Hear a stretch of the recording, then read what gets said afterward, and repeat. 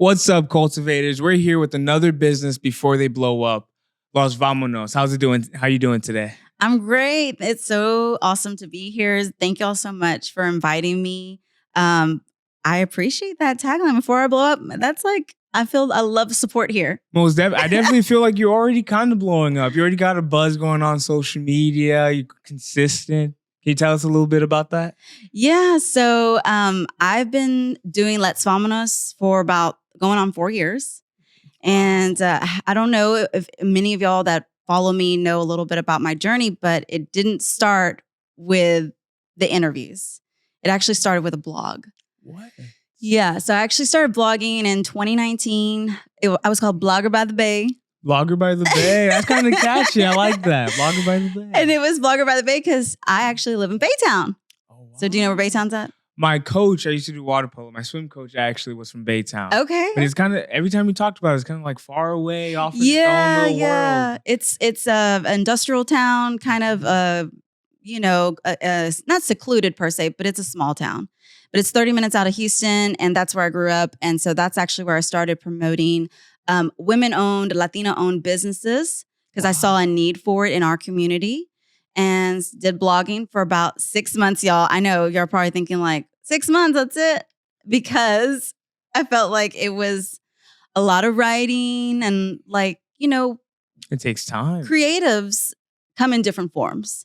Some of us come in writing, some of us come in art, some of us come in music. Me, on the other hand, I realized that my gift per se was visual. I love visual stuff. I love talking to people and I'm not shy at all. I don't mind being on the camera and I want to share my message. So I switched over, unplanned though. It wasn't like, hey, one day I was like, okay, I'm going to do videos. Right. It was like one day I decided to interview a wonderful Latina Mexican wrestler. Her name's Melissa Cervantes, also known as Thunder Rosa. Thunder Rosa. Yeah. Okay, so if y'all are any cool wrestler fans out there, y'all might know her. She's in AEW Underground as well. And funny story, I actually just slid in her DMs and that's how I got the interview. You'd always be surprised what sliding into the DMs can lead to, especially for business. Yeah. That's great. So you have a really deep connection to your community. How did this even go about starting? Yeah, well, so growing up, I was raised with my mom and my dad being activists, advocates for our community as well. And so it wasn't something that I was just like, one day I'm going to just become an advocate for my community or bring awareness. I had been living it most of my life. My mom actually started the first Mexican-American women's organization in 1979. That's amazing. And so, so I was absorbed in it. I was surrounded by it. I watched my parents push the envelope. I watched them also, speak up for their community, for the Latino community specifically as well. And in doing so, I never really thought of myself to be an advocate. Like I was going to grow up to be an advocate for my community in the future. But I love doing it. It comes naturally to me. That's amazing. I feel like your podcast is a amazing and cool, hip spotlight for that. Yeah. So can you tell us a bit about your podcast? Yeah. So it is a platform where any small business, you don't have to be a Latina or Latino. You can be from all walks of life. You can come on and be spotlighted for small businesses, entrepreneurs, artists, creatives, you name it. If you have a story to share, we want you to come and share it on our platform. And so we go live actually every Thursdays. Right now for the holidays, we're going live at noon. And then we are also building also our genre of shows. So Let's Own Us Live is the original platform, but I just also started Mornings with Madre, Morning with Madre. Yes. I like that. Which is a platform where me and my mom go live from her kitchen table at her house. Wow. Yeah.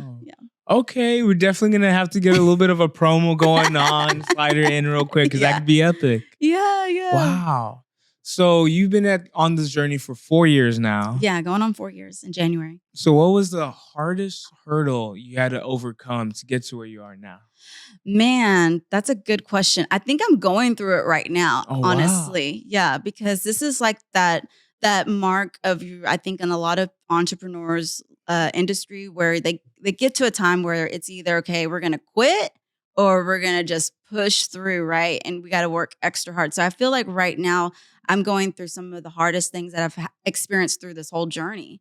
Um, Honestly, quitting my job, my 9 to 5, was not hard at all. That was super easy, which I did 2 years ago.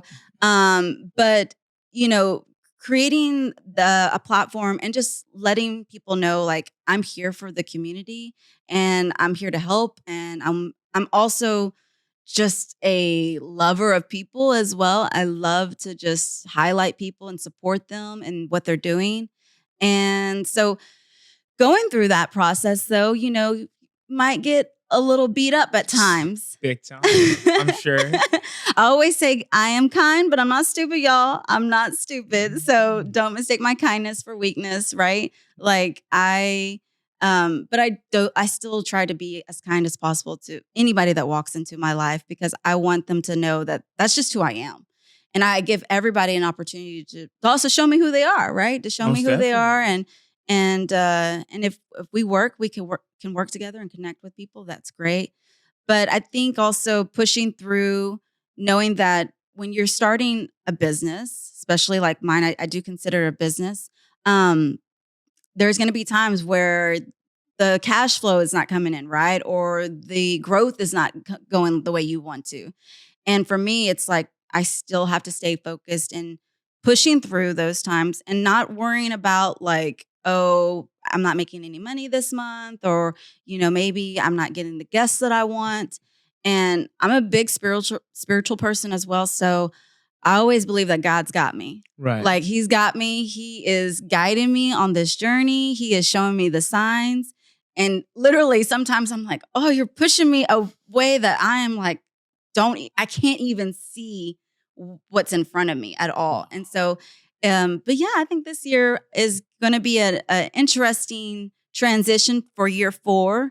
And I hope year 4 pushes into something really big for year 5. I would definitely should, because I noticed personally, after every hurdle, it's a huge jump forward. Yeah, yeah. Wow. So when it comes to your community trying to tap in and go on for an interview, trying to sponsor their business out there, how can they tap in, call you, slide in the DMs? What's the best option for them?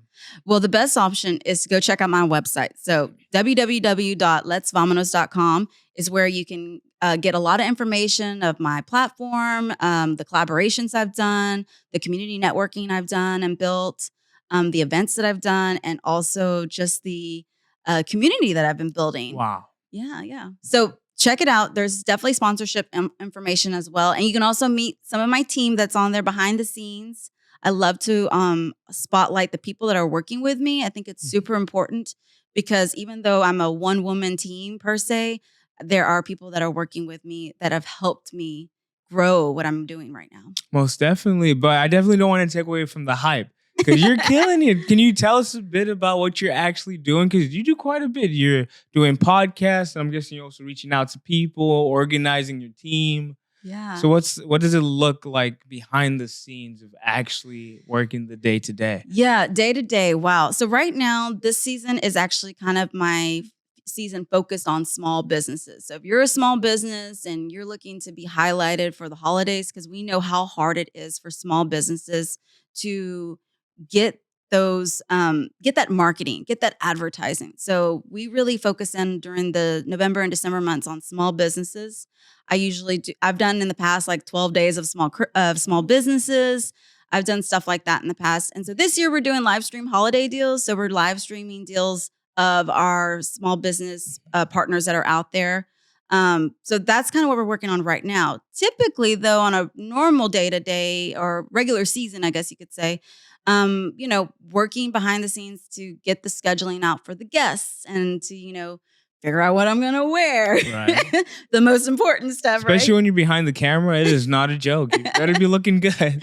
Yeah. And so, and I'm really grateful for the ladies that have worked with me thus far because moving into the next year, we want to really specifically, I want to focus on those procedures on how to make our lives a little bit easier. Let's learn from what we've done this year. So we want to make things a little bit more streamlined for our guests, things that are a little bit easier for people to also want to be on the show. How can we help that as well? So we're building, but we're also learning, right? Most definitely. Yeah. So we're coming to the end of this quarter.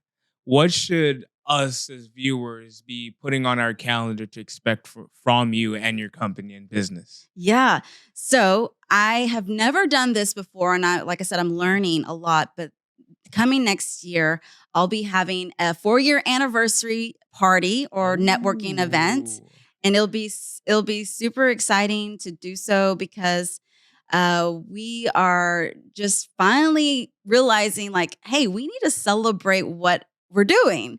And I've never had a celebration for all the wonderful guests. I've actually interviewed over 100 guests. Wow. I've actually had over 100 episodes and I've never told anybody and I've never celebrated it. And I said, you know what?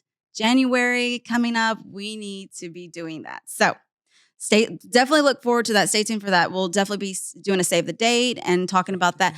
You're going to want to go to the website because the newsletter is also going to be on there to talk about those things as well. We want to make sure our supporters out there are aware of all the things that we're doing for the future for 2024. Most definitely. Yeah. Wow. So let me think. You mentioned something I wanted to ask you about.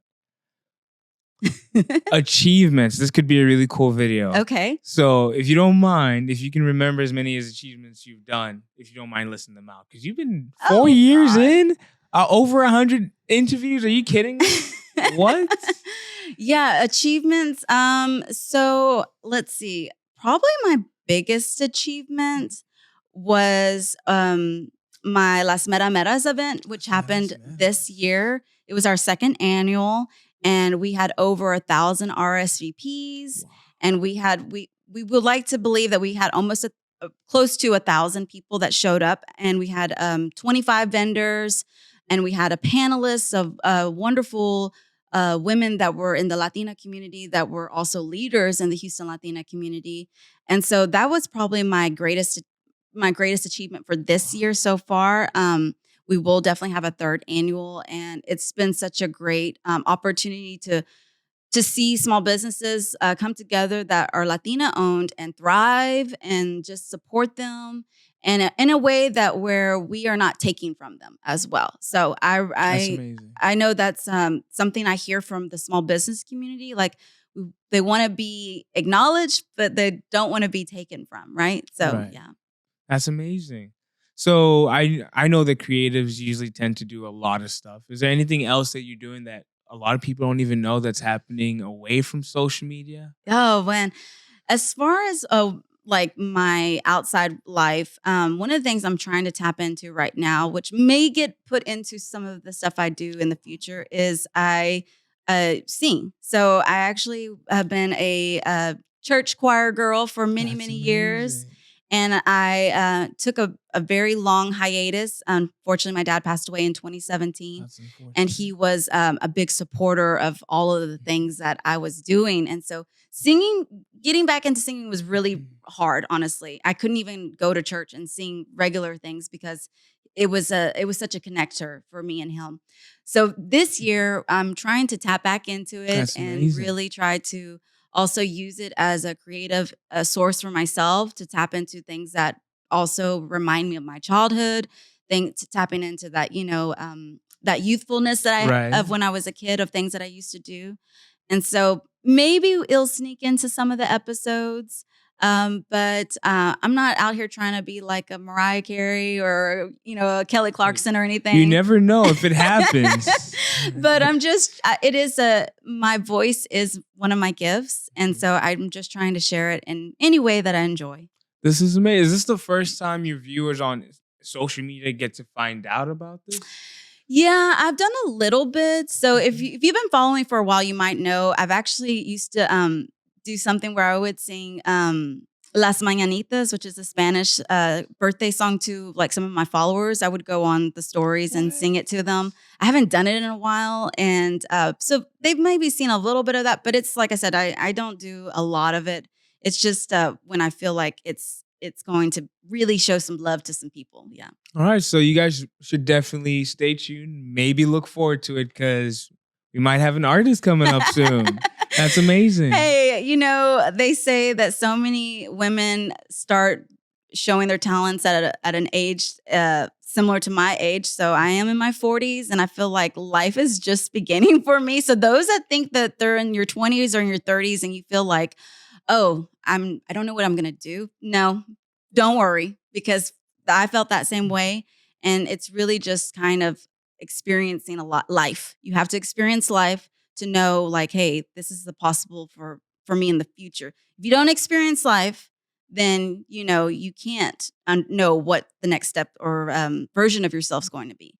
So I feel like if you're in your 40s and you're feeling kind of like, oh, I'm still haven't tapped into whatever that is, you got plenty of time. So don't worry, because I feel like there's so many women in the creative industry, especially like in the arts, that have started at an age that you wouldn't think that like, hey, it's okay to start in your 40s. Yeah. That's amazing. So we're about to close out and we're all about community cultivation. So is there anything you want to leave to our communities as a final note or tip on life? Oh, that's a good question. Tip on life. So I guess I would really just want to tell my community out there, especially my Latina entrepreneurs out there, to don't be afraid. Don't be afraid to speak up. Don't be afraid to build your dreams. Don't be afraid to get outside of that box, because at the end of the day, if you don't do it, you're going to regret it. And I don't live in any regrets. I feel like I've definitely have tried a lot of things and also put myself in places where people probably be like, well, why did you do that? Right? It's like, well, you don't know. So don't be scared. Stay focused, but don't be scared. And so, and also just to continue to be who your authentic self is. Because at the end of the day, when you're not authentic to yourself, you won't be able to share that knowledge of what you're trying to put out there for your growth. So that's I guess a typical tip I could give. That's amazing. Yeah. You guys heard it first from Los Vamonos before she makes it big.